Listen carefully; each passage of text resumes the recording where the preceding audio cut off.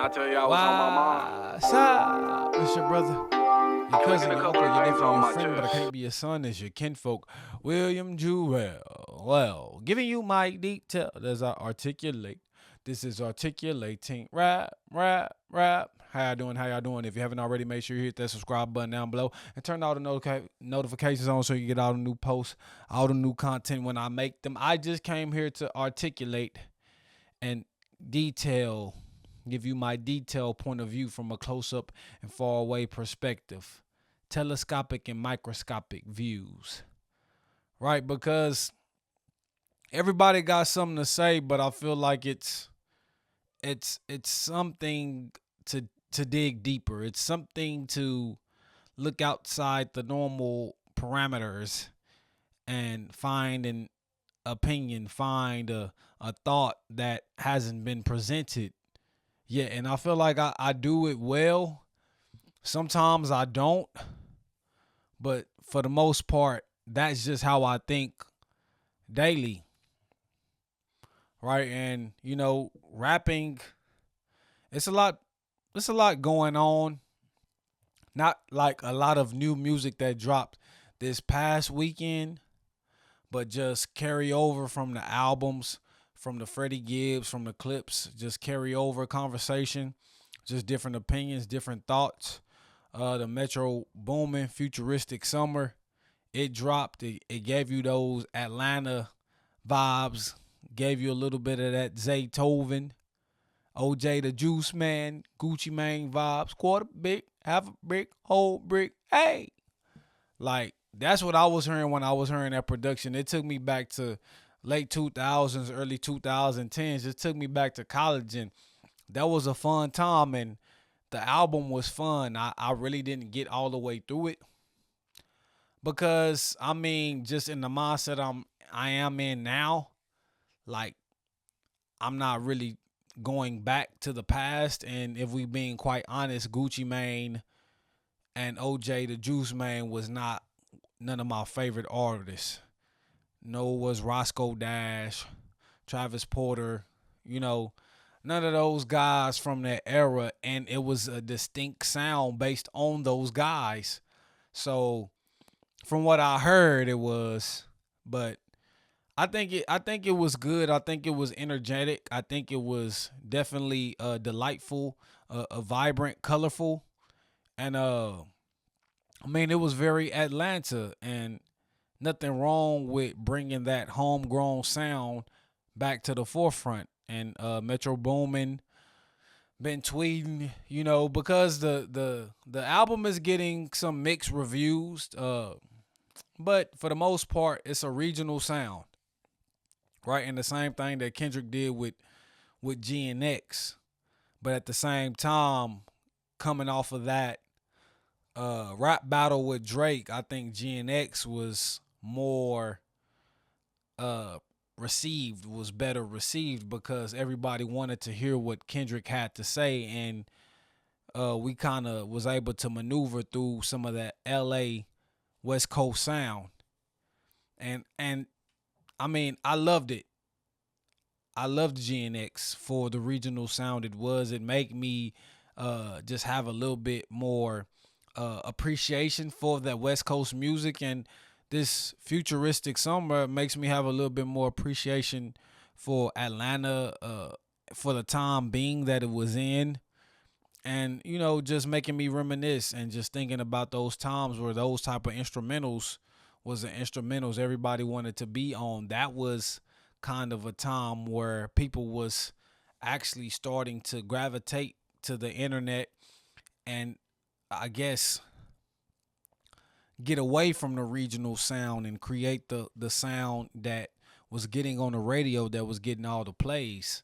So just to go back to the nucleus and go back to the beginning and foundation, I find that applaudable, right? But then I'm listening to a lot of podcasters, or if they're not podcasters, because some people don't want that term to be labeled. Just a lot of media pundits speaking on the Currency and Freddie Gibbs thing, and I don't know why they're like dialing in on that. I guess because Currency is not known to ever beef with anybody. We know why he went at Gunna. We know why he went at Jim Jones. We know why he steady going at Benny the Butcher. But the topic was the Currency thing because Currency, he had different people coming back at him. And what Benny said was, I could have ran that Fetty by myself. I'm the best with Al. Right? He said, I feel like I'm on part 3. So start that Chevy. Don't start me. That's what he said. If you listen to my review of Alfredo 2, Benny, he wasn't being disrespectful with his diss tracks, but he sprinkled them here and there just to let people know, like, I hear you, I see you. And whether you think Currency shot a slug at him when he was on the interview with B. Dot and Elliot, whether you think he was throwing some shade, I don't know.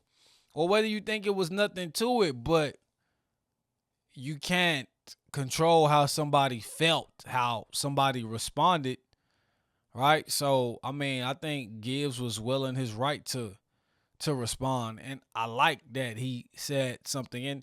And people are like, oh, Gibbs, he got these antics where he just like to. I mean, I get it. It's a lot of rappers that got their antics about them, but the thing is, Gibbs gonna follow up those antics with superb rapping, with superb lyricism, with just, a great quality album. And the people that have the antics, they have the antics because they don't have the music. But this is a different animal. This is a different beast we talking about. Like, we talking about Currency the hospital. Want to spit on the map if I want to get on. Back in the Young Money days, ride smooth. The greatest DJ in the world. Come on now. I was listening to Currency when he was with Wayne. When he was with the Taylor Gang, I was listening to Currency. I'm a fan of Currency. Laid back, cool, smooth, relax. Jet life. Real good friends with Wiz Khalifa. Real good friends with Big Crit. We're talking about Currency. Beloved in the independent and underground space of hip hop. He doesn't bother anybody, but Gibbs wanted to take a shot, and so be it. No pun intended, so be it. The Pusha T Malice song, so be it. He want to relive some moments with Jim Jones and Benny the Butcher, so be it. How can you tell a man what not to say? And, oh, you shouldn't have did this. Oh, this was way out of left field. How? How can you tell a man how he should feel? Why is this a subject? Yeah, and if ain't nobody gonna say nothing about somebody, I want to check the temperature. I want to see what you feel, how you feel. Is it really something there? So I'm gonna say what I'm gonna say. All right, come on. These Don Tripp, Starlito lovers, they're defending Currency. These Larry June, Primo Rice lovers are defending Currency. But that's just one sector of hip hop. When we talking about the traditionalism, and we just talking about just the core of hip hop and what it truly means, it's about being competitive. It's about letting people know, like, yes, we did a song together, but the way you talking, it don't matter what you saying. I still outdid you on that album. So whatever. And I think that's all Gibbs was saying. Like, start that Chevy, don't start me. Don't get me going. Right? And it does say something to about people picking their favorites and those beloved artists that nobody wants to see touched. Right? And I feel like they're deeming Currency as one of those guys, and I feel like it's a lot of vitriol or sideways looking at Freddie, but at the same time, he delivered quality music, and nobody's talking about whatever Currency just dropped. So, I mean, it is what it is. And some more bittersweet news. when we talk about Shannon Sharp and we talk about the Sterling Sharp induction to the Hall of Fame and just the speech that he had and how he brought his brother on stage and they really shared that moment. And Shannon was going through a lot. And just the fact that his big bro was saying like, I had to be the example. When my grandpa died, I couldn't cry. I had to be strong. When my daddy died, I couldn't cry. I had to be strong. I had to show my brother what it is to be a man. And Shannon Sharp is a grown man. He is a grown man, but at the same time, I do feel like Shannon Sharp was targeted in essence. I feel like he was used and he fell for the bait. So at the end of the day, nobody feels sorry for him. And just the fact that he's very hypocritical with his criticism of young athletes, and he's the one that needs the advice. He's the one that needs to sit down and talking to. Cat Williams talked to him. Monique talked to him, and he laughed it off. And even when you go back to the Ja Morant situation, and he was trying to give him advice, even when you go back to the situation where the comedians was getting on him about being gay and he was being sensitive. Like, those were the moments that he needed his big brother Sterling Sharp's wisdom. He needed his big brother's guidance. Even as a late 50-year-old man, he still needed somebody to put their arm around him and let him know which way to go, even through the dark times. And I mean, people saying he paid this girl, he retired this girl. Don't nobody know the real amount of money. That's the thing. But whatever number was thrown out, like, I don't even know who got this number. I don't even know where this number came from. But what I did not like from ESPN was they basically waited till the case got settled to fire him. They waited till the case got settled to fire him. And not only did they fire him after the case got settled, they fired him on the same week that his brother was going to be inducted into the Hall of Fame. And all of this news was swirling around him. And the thing is, I feel like ESPN got their get back from him moaning and yelling Michelle. I feel like ESPN wanted to get their get back on him. Because even though he did that stunt, even though he pulled that, he didn't know he was on live. Even though he pulled that in the midst of all the homosexual rumors, even though he pulled that, he was forgiven. But brother, you cannot press your luck. You cannot push up on the paper mache because it will break. You cannot push up on something that is fragile. Right? If your relationship with this company is already fragile and you're still moving in some sort of way that will also diminish your character, that's unbecoming. Unbecoming of a man in his latter 50s, unbecoming of a role model, unbecoming of a man that sits on a pedestal and critiques young athletes. And even after all of that, Shannon Sharp is still one of the most entertaining men on television. Quick-witted, smooth. Give you the analogies from back in the day from his granny and grandpa in Georgia. Brother swole. Dark skin. Right? Somebody that someone like me can look up to, but he's not my uncle. He's just my older cousin. I just don't like how ESPN did him. But when you think about the situation they he put them in, that's deplorable too. And I feel like that whole, you know, cause and effect, they should have fired him right after that happened, because no matter what, if the case was settled or not, obviously they was gonna fire him. Right? Because they fired him after the case was settled. So if they knew they was gonna fire him, even if the case wasn't settled, so I feel like he might have rushed that settlement. He might have rushed through those things to try to get back on TV by football season. And they say, hey, let the doorknob hit you with a good Lord split you. So to me, that's a bittersweet type of thing. JID, he's coming August the 8th. I'm going to make sure I release this before this weekend. I've been slow. I've been holding back on my releases when I've recorded the video days before, right? And I apologize to my community for doing that.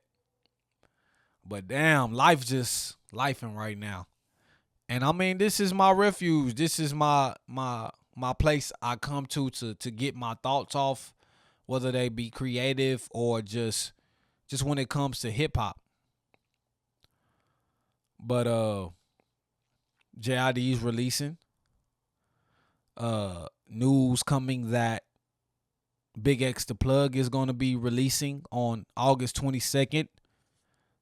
Offset's going to be releasing on August the 22nd. Kiari. It's just a lot going on in the landscape of hip hop, and I'm here for it. I'm excited. And I saw that some toilet paper was being thrown. I saw that some toilet tissue was being aimed directly at a man with tears in his eyes.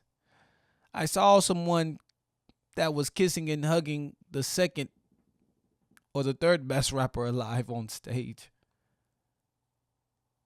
I saw him filing his grievances on stage as well, and I don't think the audience was too fond of it.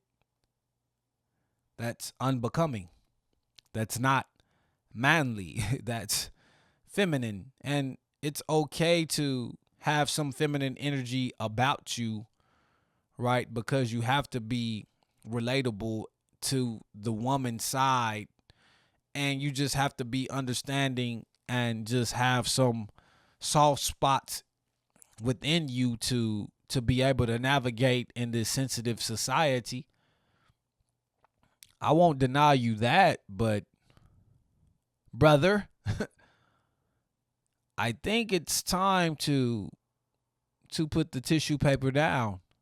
I think it's time to quit complaining. I think it's time to get rid of the lawsuits. Drake, I think it's time to move on and let bygones be bygones. You're never going to relive this situation. You're never going to get your lick back the way you planned it out. And if you keep on going on like this, all you would do is continue to self-inflict yourself with pain. I know the bots. I know the followers of Drake. I know the stands are speaking up for him, pleading his case, copping a plea. and I know that Boss is writing quotes on Instagram saying you're the greatest writer alive, when we know that you haven't even penned some of your own songs. DJ Paul, yes, Drake helped you tremendously. He's one of the hugest artists in the world. And you owe it to show him some love. You owe it to show him some respect. But by God, why do all these men want to come to the rescue? Why do all these men want to wear the cape when they don't even treat their own woman the right way? And Boss, what you did on Might Delete Later was annoying. It needed to be left off. It didn't even fit the album. It actually messed up the flow of the album when we really think about it. So I mean, I could see Boss doing the hooks. I like what he did on the off season. I like his contributions to that, but my delete later, I don't like that from Boss. I didn't like his contributions. So to me, like, yes, he's one of J. Cole's right hand man. Yes, he's been under Dreamville. Yes, he's a rapper. And I mean, yes, his opinion is somewhat credible, right? But we don't need these apologists, right? Because soon as Boss said that, nobody even really listens to Boss. Nobody even knows Boss. But for some reason, all the blog sites, all the media was posting that somebody came to the rescue of Drake.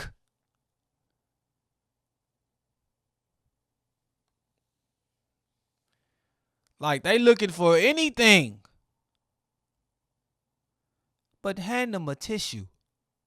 Hand them all some Kleenex so they can dry their eyes. And tell them to sit down in a circle, all Indian style, and huddle up, get shoulder to shoulder, elbow to elbow, kneecap to kneecap. Put their arms together and pray. Pray for brighter days. Pray that whenever you get through what you're going through, you won't look like what you've been through. Pray that you will become the man that God ultimately wants you to be. Right? And that's what I pray for. It's your brother, your cousin, your uncle, your nephew, your friend, but I can't be your son, it's your kinfolk. William Jewell. Well, giving you my detail as I articulate. This is articulating. Rap, rap, rap.